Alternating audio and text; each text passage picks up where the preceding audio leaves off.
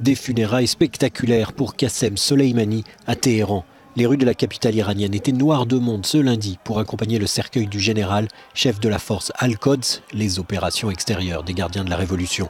La télévision publique a parlé de millions de personnes venues pleurer un leader militaire très populaire et respecté. Parmi elles, le guide suprême Ali Khamenei, qui a présidé une prière aux morts devant le cercueil du général martyr. En tant qu'Iranien qui doit sa sécurité à des patriotes et à des gens courageux comme le général Soleimani, je me sens bouleversé de l'avoir perdu. Dans la foule aussi, de nombreuses pancartes hostiles aux États-Unis et appelant à une riposte dévastatrice contre les Américains. Officiellement, Téhéran promet une riposte militaire qui frappera au bon endroit et au bon moment. De son côté, Donald Trump continue de menacer et prévient que toute réplique iranienne sera sanctionnée à son tour par des représailles majeures. Il faut laver le sang avec du sang et se venger de ce que les Américains ont fait.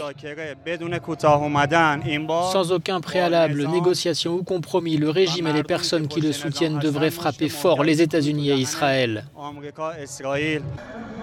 Le président américain a aussi évoqué la possibilité d'imposer des sanctions très fortes à l'Irak après le vote dimanche par le Parlement à Bagdad d'une résolution demandant le départ des 5200 militaires américains d'Irak.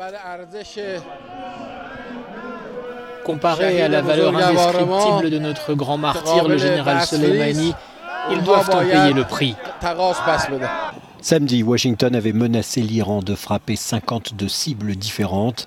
Après quoi, Hassan Rouhani, le président iranien, a répondu « Ne menacez jamais la nation iranienne ».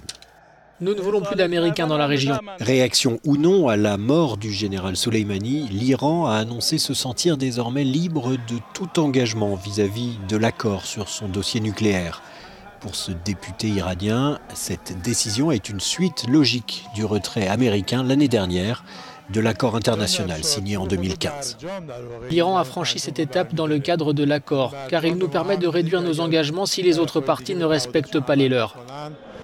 Après les funérailles de Téhéran, le corps de Soleimani devait être emmené dans la ville chiite de Koum avant d'être enterré ce mardi dans sa ville natale, Kerman. Plus de 2 millions de personnes se sont réunies ici à Téhéran afin de dire au revoir à Qassem Soleimani, le gardien de la révolution assassiné. Ils demandent à l'unanimité aux autorités iraniennes de riposter à sa mort, comme elles l'ont promis, ce qui signifie que l'avenir réserve sans doute de nouvelles heures sombres à cette région.